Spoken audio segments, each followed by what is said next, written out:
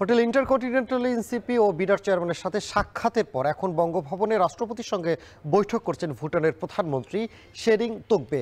সে খবর জানাতে বঙ্গভবনের সামনে থেকে যুক্ত হচ্ছেন সহকর্মী নাজমুস সাকিব। সাকিব, জানাবেন যে রাষ্ট্রপতির সঙ্গে বৈঠকের বিস্তারিত কোনো তথ্য আপনার কাছে আছে কিনা, এর আগে এনসিপি ও বিডার সঙ্গে যে বৈঠক হয়েছে সে বিষয়ে আপনার কাছে কি আছে, আর বাকি দিনের বাকি কর্মসূচি কি আছে ভুটানের প্রধানমন্ত্রী নিয়ে জানাবেন সবকিছু।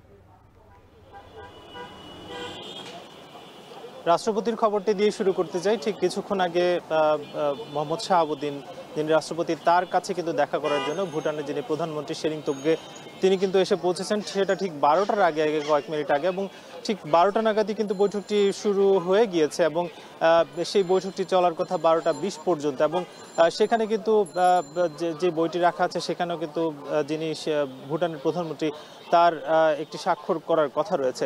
একটু জানিয়ে রাখতে চাই যে মূলত বাংলাদেশের যে বর্তমান পরিস্থিতি কিংবা আগামীর যে নির্বাচন এবং সার্বিক পরিস্থিতি নিয়ে কিন্তু রাষ্ট্রপতির সঙ্গে তার সাক্ষাৎ হওয়ার কথা রয়েছে এবং সেসব বিষয়ে কিন্তু আলোচনার কথা রয়েছে। যদিও গত প্রায় 1-1.5 বছর আগে যেই একটা পরিবর্তন ঘটলো, সেসব বিষয় নিয়ে হয়তো রাষ্ট্রপতির সঙ্গে আলোচনা করবেন বলে জানা গেছে। একটু এর আগে আপনার অন্যান্য যে বিষয়াদি, অর্থাৎ আমরা এর আগে দেখেছি যে ইন্টারকন্টিনেন্টালে কিন্তু আজকে সকাল থেকেই মূলত শেরিং তোবগে বেশ কিছু বৈঠক করেছেন। সেখানে সকাল নাগাদ কিন্তু এনসিপির যিনি আহ্বায়ক নাহিদ ইসলাম, তার সঙ্গে দেখা করেছেন।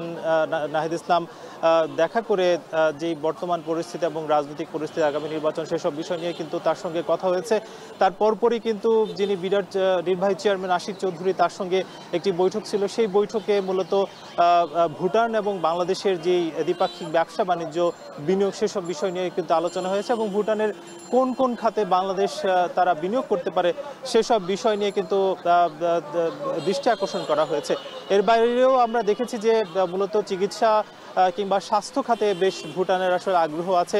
তারা বাংলাদেশ থেকে বিশেষজ্ঞ যারা চিকিৎসক আছেন তাদেরকে কর্মসংস্থান তৈরি করতে চান ভুটানে, এবং এর বাইরেও কিন্তু বেশ কিছু বিষয় দিয়ে আলোচনা হয়েছে, যার ফলশ্রুতিতে আমরা দেখেছি যে গতকালকে কিন্তু প্রধান উপদেষ্টার সঙ্গে 2টি চুক্তি স্বাক্ষরিত হয়েছে।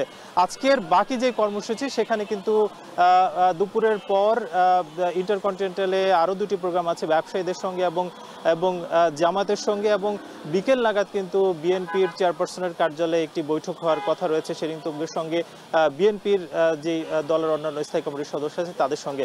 এবং আজকে সন্ধ্যা নাগাদ কিন্তু ভুটানের যারা অন্যান্য কর্মকর্তা আছেন তাদের সঙ্গে প্রধানমন্ত্রীর অর্থাৎ শেরিং তোবগের একটি বৈঠক হওয়ার কথা রয়েছে। সব মিলিয়ে আগামীকাল কিন্তু সকাল নাগাদ তিনি ঢাকা ত্যাগ করবেন বলে জানতে পেরেছি। এই ছিল বঙ্গভবন থেকে সবশেষ। সানি।